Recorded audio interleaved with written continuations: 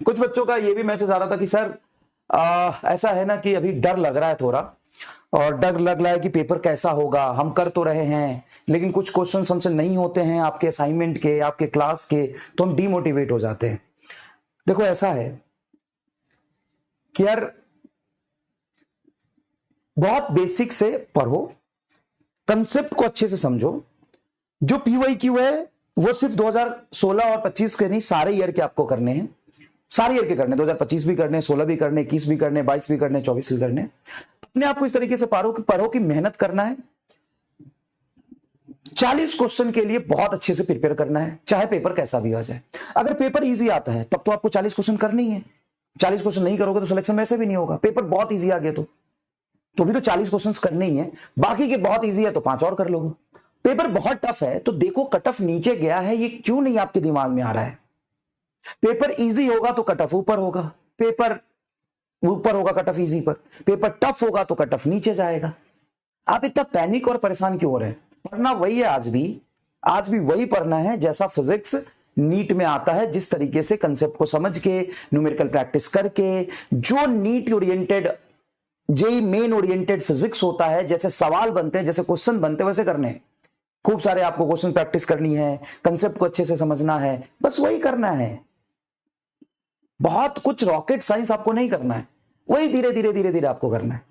ठीक है, आप पैनिक और परेशान मत होइए, पढ़ाई पर फोकस करिए, क्वेश्चन प्रैक्टिस करिए। अब बात की आती है कि सवाल जो आप क्लास में कराते हो, जो बहुत हाई लेवल के होते हैं, जो जे एडवांस के सवाल आप करा रहे हो, असाइनमेंट में जे एडवांस के सवाल आपने दिए, उसमें से मुझे 10 नहीं हुए तो कोई बात नहीं, जे एडवांस का पेपर भी तो आपको नहीं देना है। और अगर वैसे सवाल आप कर भी लोगे और नीट में आएगा तो क्या कर लोगे? मैंने जैसे असाइनमेंट में आपको सवाल दिए हैं और वैसे ही सवाल एग्जैक्टली नीट में आ गया तो कर लोगे? सर नहीं, 1 मिनट में तो नहीं होगा गुरुजी। ईमानदारी से सोचो, आपका अल्टीमेट गोल क्या है? सर नीट में सिलेक्शन लेना। कैसे होगा? कंसेप्ट को अच्छे से सीख के, रिलेवेंट क्वेश्चंस की प्रैक्टिस खूब करके, पेपर कैसा भी हो जाए 40 क्वेश्चन हमारे होने ही चाहिए, और हमें हर तरीके के क्वेश्चंस के लिए प्रिपेयर्ड होना चाहिए ताकि हम वहां पे बैठ के डिसाइड कर सके कौन सा करना है, कौन सा छोड़ना है। कई बार ऐसा होगा कि जो टफ क्वेश्चन आपने घर पे किए वही वहां पे आ जाए, तो अचानक से आपके दिमाग में क्लिक करेगा, क्या पता आप 1 मिनट में कर भी लो। इसीलिए, और नहीं तो उसको छोड़ने हैं। क्या जैसे मैंने असाइनमेंट दिए वैसे ही सवाल 40 आएंगे क्या?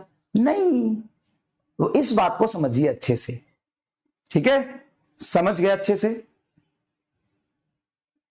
पैनिक और परेशान नहीं होना। ठीक है, यही स्ट्रेटजी अपनी पढ़ने की रहेगी, एकदम बेसिक से चलेंगे, हर चीज, हर कंसेप्ट, हर फॉर्मूले को भी समझेंगे, फिजिकली भी समझेंगे, ग्राफिकली भी समझेंगे, उस पर सवाल भी करेंगे, नीट के पीवाईक्यू भी पूरा करेंगे, रिलेवेंसी जो नीट के 40 क्वेश्चन की उसको समझेंगे, और जे एडवांस के भी सवाल करेंगे ताकि हमारा एक्सपोजर मिल जाए। ठीक है, चलिए यही रखना है। कुछ बच्चों का थोड़ा बहुत बैकलॉग होगा, तो बैकलॉग बेटा धीरे धीरे स्पीड में कवर करो, है ना। बाकी जो लाइव देख रहे हैं उनका तो बैकलॉग होगा नहीं।